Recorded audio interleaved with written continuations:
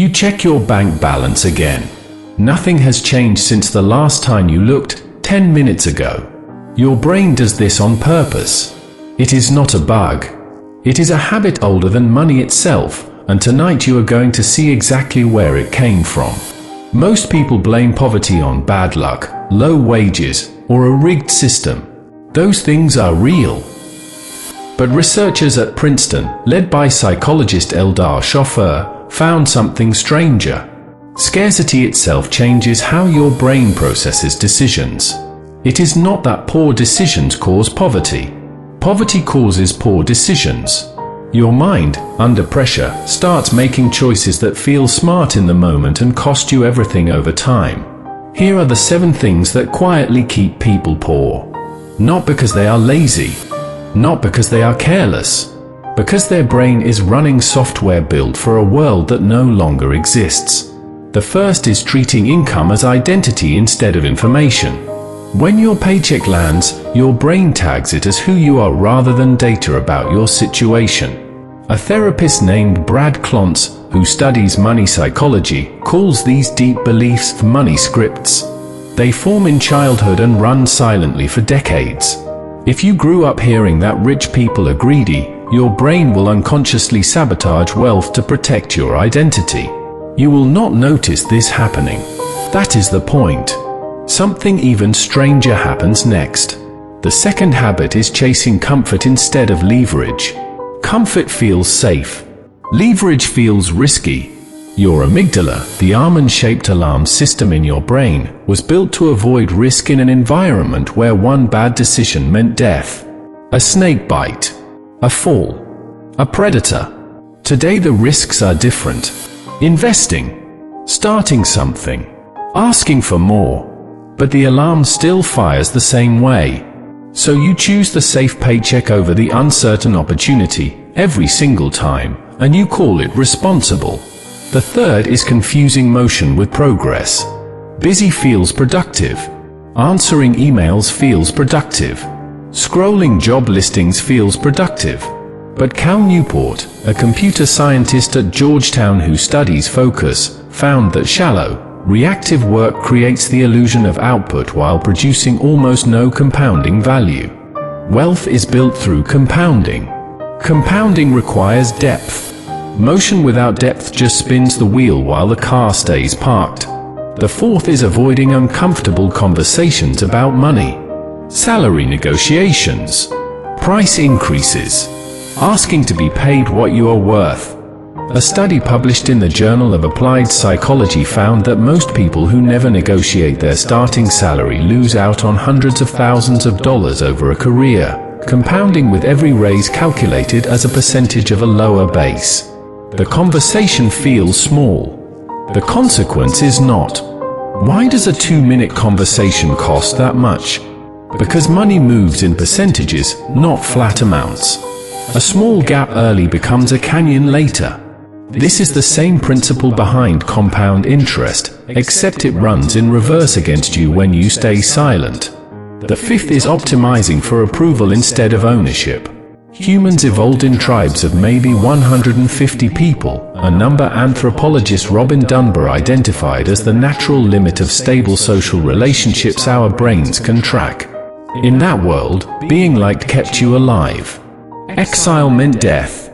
So your brain still prioritizes fitting in over standing out, even when standing out is exactly what building wealth requires. You take the safe job your family approves of. You avoid the business idea that might make you look foolish if it fails. Approval feels like survival. It rarely pays the bills. The sixth is spending to soothe stress instead of solving it. Stress raises cortisol. Cortisol narrows your thinking towards short-term relief. Neuroscientist Kelly Lambert's research on reward and effort found that immediate, low-effort rewards, like a purchase, spike dopamine fast. Long-term financial planning does not spike anything. It just sits there, quiet and unfelt, while the credit card swipe feels like instant relief. Over years, this trade repeats thousands of times. Each one feels small. Together they are the difference between a safety net and a debt spiral.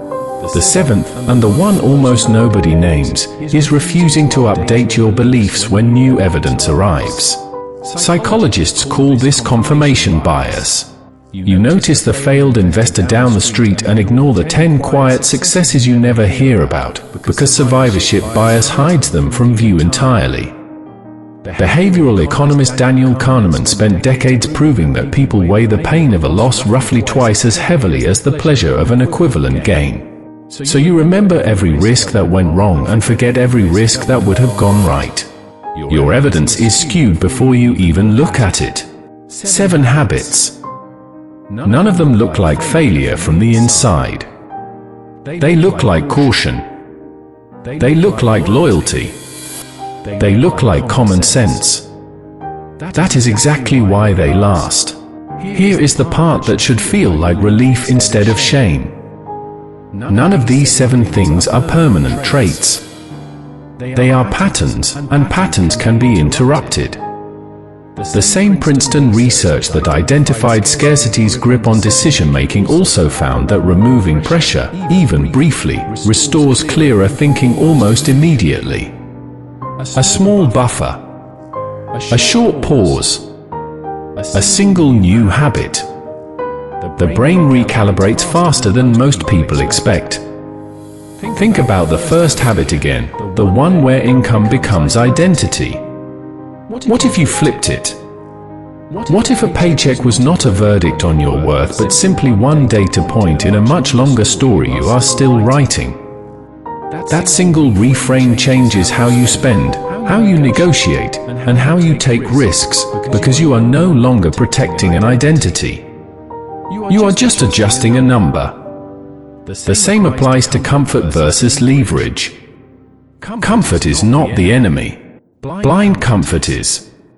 You do not need to leap into chaos to build wealth. You need to ask, once a month, whether the safe choice in front of you is actually safe, or just familiar. Familiar and safe feel identical to your amygdala. They are not the same thing. Depth over motion matters too.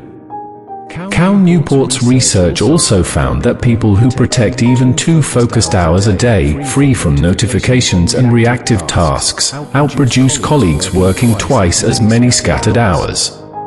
You do not need more time.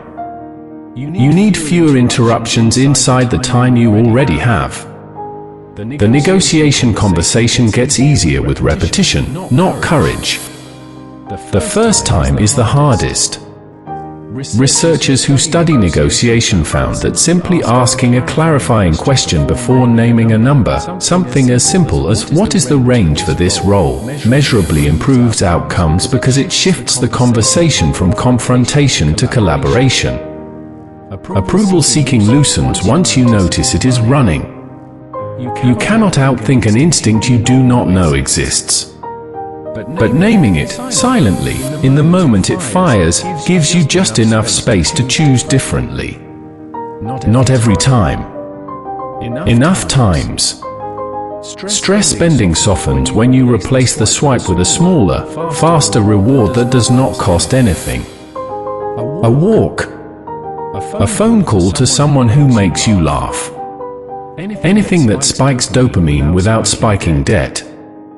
The goal is not willpower. Willpower runs out. The goal is substitution. And the bias toward remembering losses more than gains. You correct for that with numbers, not feelings. Keep a simple record of decisions and outcomes over time. Numbers do not flinch from bad memories the way your brain does. None of this happens overnight.